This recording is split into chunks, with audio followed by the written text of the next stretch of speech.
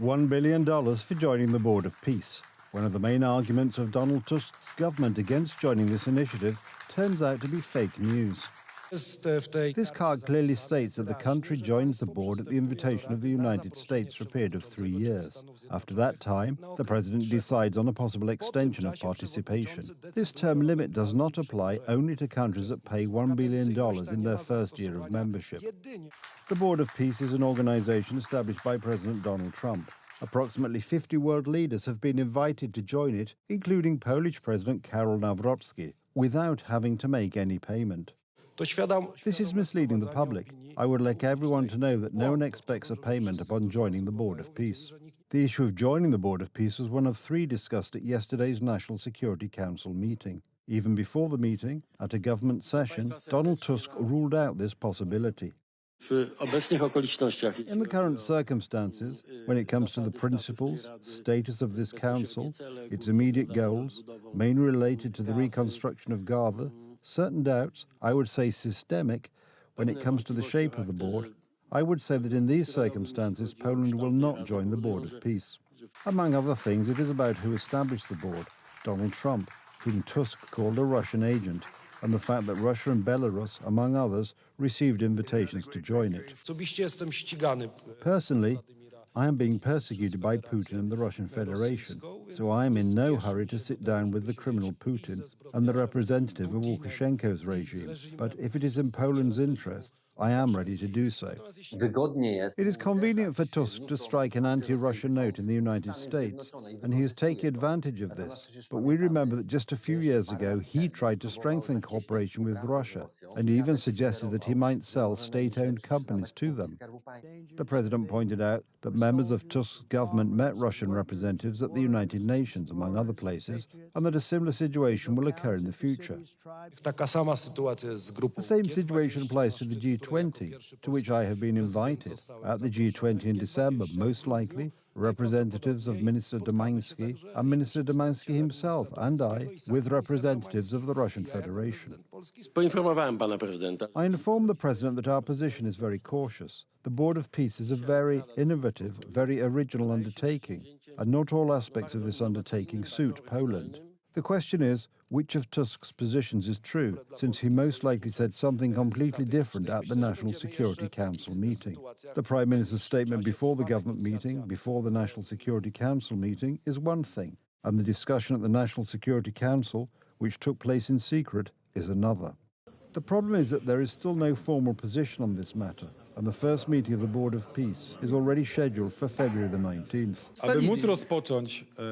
In order to begin the process of joining this organization, a resolution of the Council of Ministers is required. There is no such resolution. It has not even been initiated by the Ministry of Foreign Affairs. Therefore, there is no government position. Since there is a question from the Polish president, there should be an answer from the Polish government. Today, there is no formal official position of the government supported by professional analysis.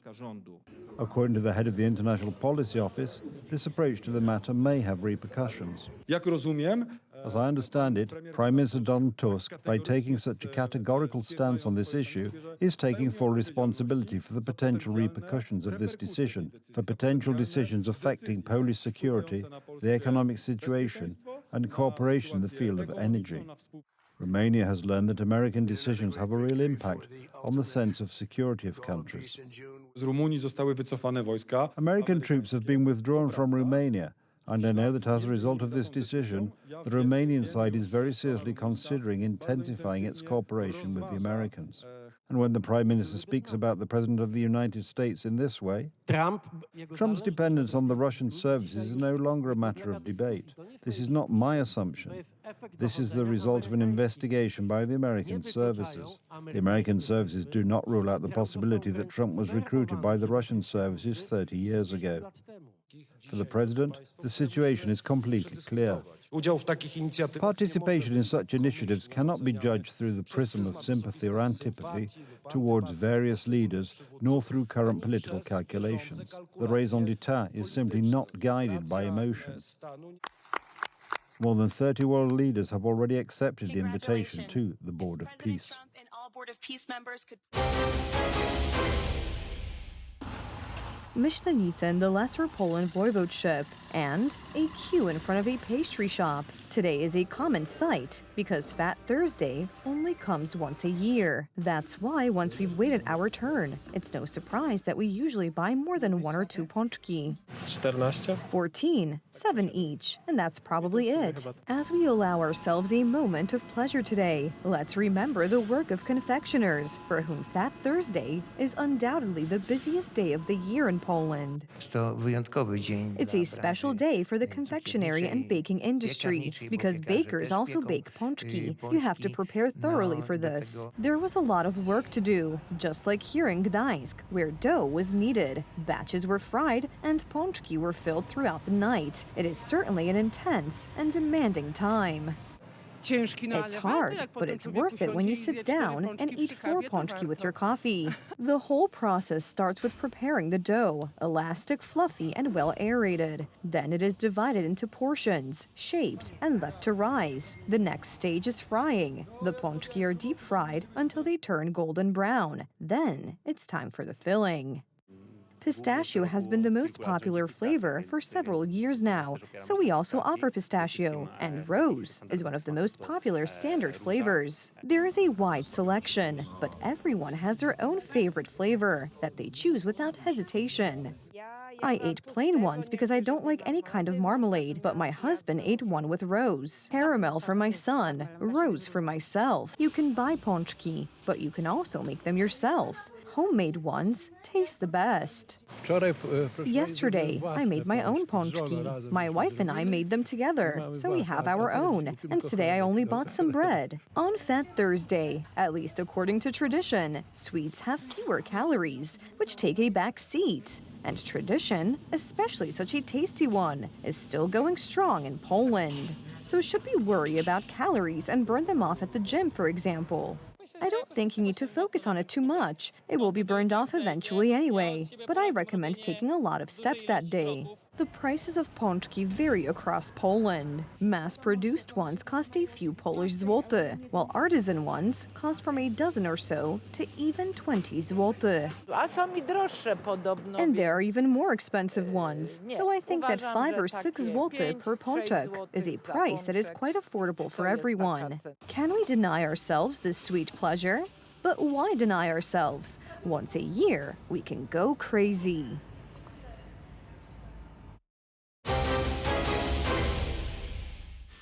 Russia is deploying its latest Su-57 fighter jets right on the borders of Japan and China. Moscow says this is routine, but the context is political. In Tokyo, conservatives are announcing the rebuilding of the army and a new strategy to deter opponents. This is another move in the global rivalry between superpowers, which is also important for the security of Poland and NATO's eastern flank.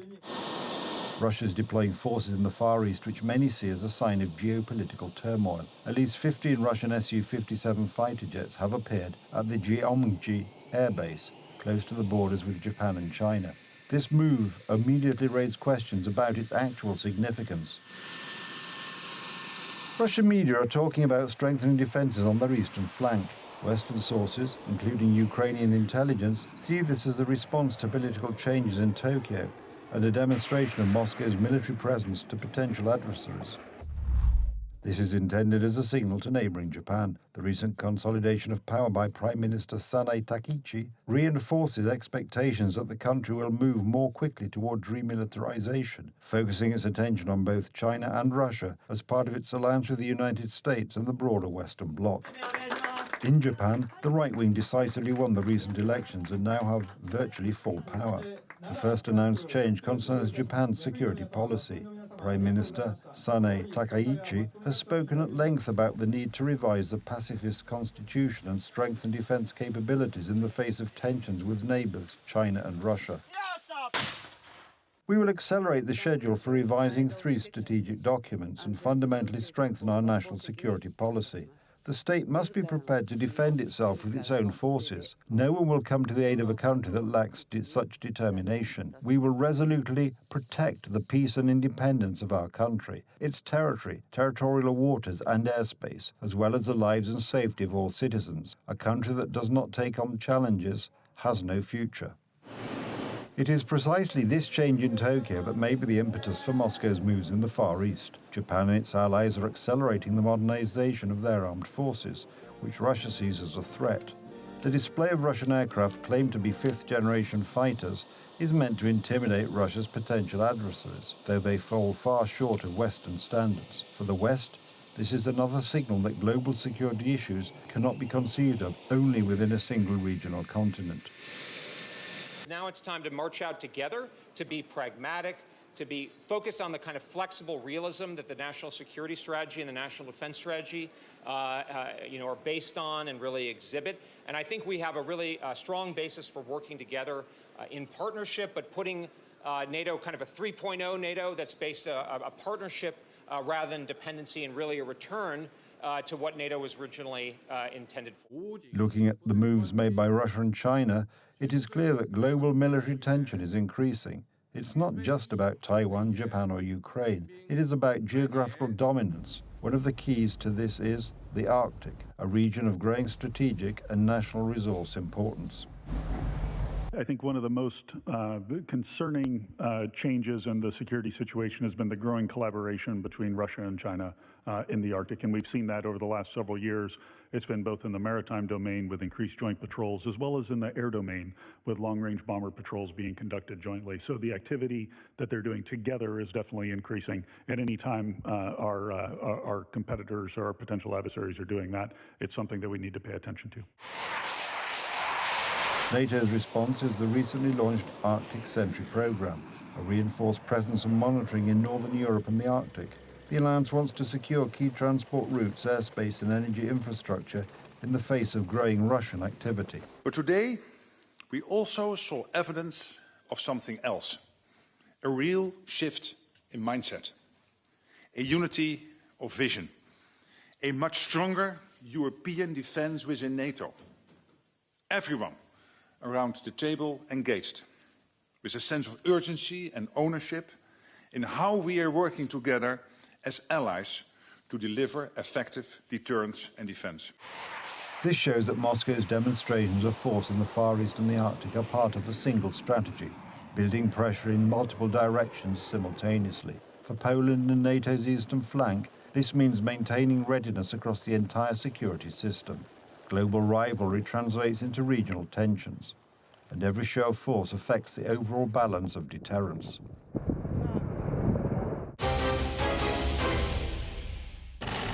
One of the richest men in Britain, highly regarded for building the chemical giant Ineos from scratch, found himself in the spotlight because of just one word: colonization. You can't have an economy with 9 million people on benefits and huge levels of immigrants coming in. I mean, the UK has been colonized, it's costing too much money. The UK has been colonized by immigrants, really, hasn't it? Although the long interview with Sky News touched on many important topics, including the innovativeness of the British economy and high energy prices, the media in the UK focused only on this one short excerpt and sparked an ideologically motivated outrage. Mr. Ratcliffe should be glad he did not go straight to prison for this post. His high social status probably saved him from that. A normal Briton from the lower classes would have been arrested immediately, and later sentenced to at least several weeks in prison for this kind of post on the internet. Even the British Prime Minister reacted with outrage to Ratcliffe's words and immediately called on him to apologize. Ratcliffe later apologized, but only for the language of his statement, not for its meaning. He drew attention to the problem of mass immigration to the British Islands. There is also a hidden meaning to Ratcliffe's interview, in which he spoke flatteringly about Nigel Farage while criticizing Prime Minister Starmer. I think Great Britain needs somebody who's prepared to be unpopular for a period of time to get the big issues sorted out. Left-wing Prime Minister Starmer is unpopular in a way few world leaders are, precisely due to the lack of action and successive scandals surrounding his government. Is time running out for you, Prime Minister? According to a poll by YouGov, no British government has ever had such poor ratings. Only 18% of voters trust Starmer, while over 60% do not. At first I thought he was good when he first came in. However, my opinion's changed a lot. I think he's pretty terrible now, especially with the whole Mandelson thing going on. I think he'll last the week. I think it's definitely a difficult time for him. Nigel Farage has also commented on the attack on Sir Ratcliffe, stating diplomatically, Britain has undergone unprecedented mass immigration that has changed the character of many areas in our country. Labour may try to ignore that, but reform won't. Sir Jim Ratcliffe, age 73, is the founder of chemical giant INEOS and has also been a minority shareholder in Manchester United Football Club for 3 years. He is one of the richest men in Britain with an estimated fortune of £17 billion.